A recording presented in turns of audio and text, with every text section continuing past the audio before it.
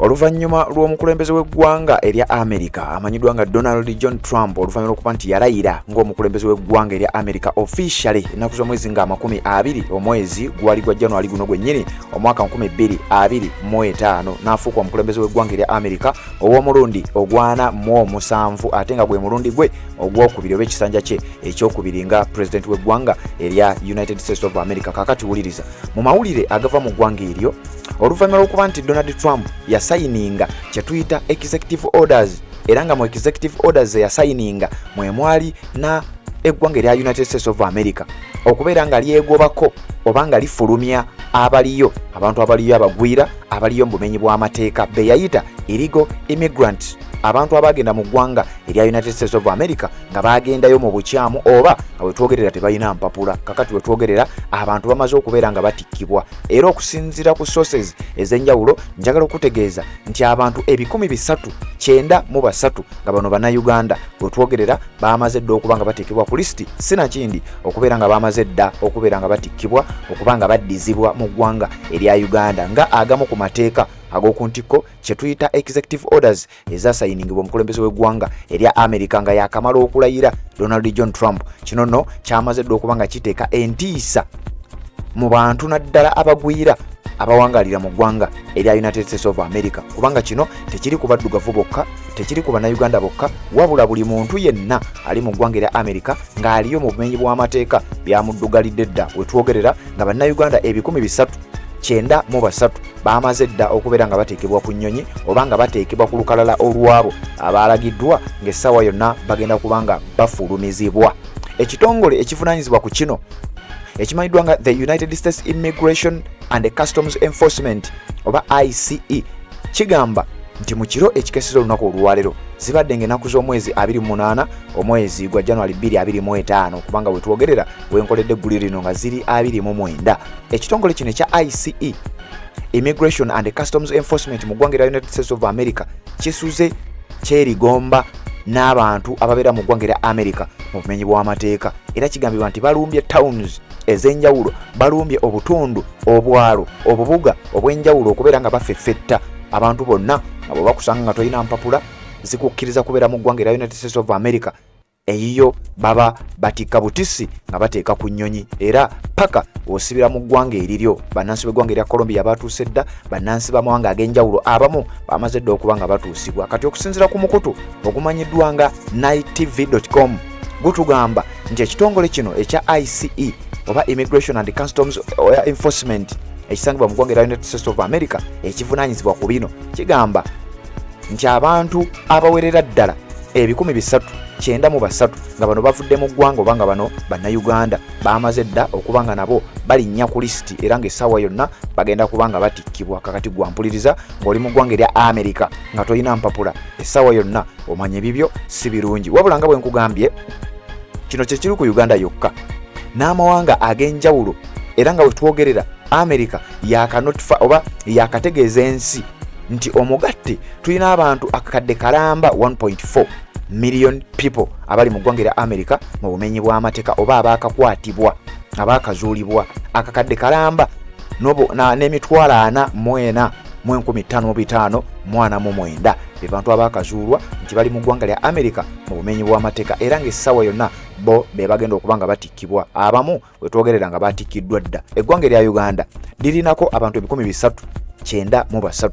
Eggwanga erya Ukraine lirinako abantu 1,862. Eggwanga erya Uruguay nja kukusomerako agamu ku ago gendowooza nti weetaaga okuba ng'ogamanya okusingira ddala nja kuyitira amawanga aga Africa.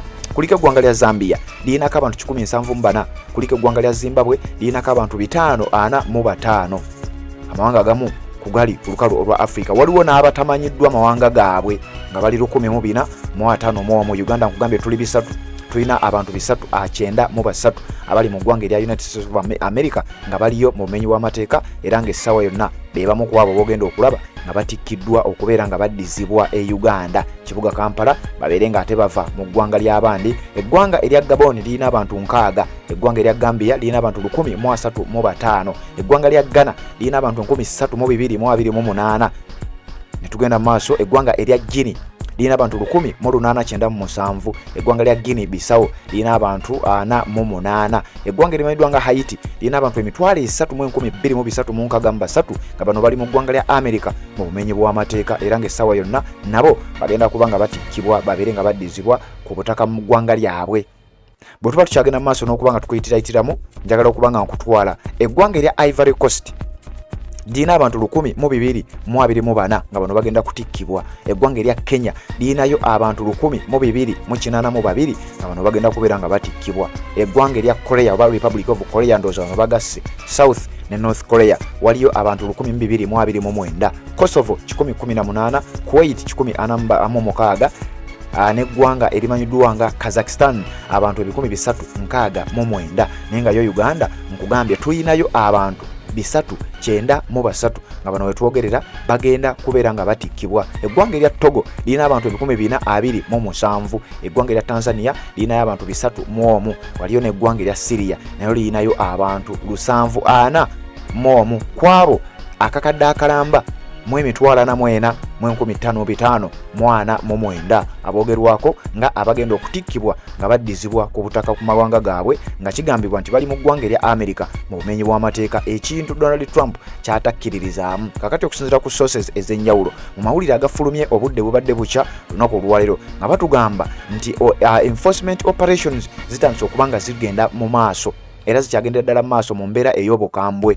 Bibuga ebyenjawulo, ebitundu ebyenjawulo nga bwe nkugambye ku lunaku olwokubiri ekiro naddala ekiro ekikeseza olunaku olwaleero, omukulembeze w'eggwanga erya America Donald Trump n'abamu ku bavunaanyizibwa ku nsonga eno ng'ekitongole kino kye nkugambye ekya ICE oba Immigration and Customs Enforcement bagenze mu maaso n'okuba nga bakwasaganya omulimu guno mu bukambwe nga bakyagenda mu maaso n'okuraidinga oba okulumba ebifo ebimanyiddwa ne babeera nga ate bakwata abantu abo babeere nga babateeka ku nnyonyi bakutikka paka ewammwe gye wava.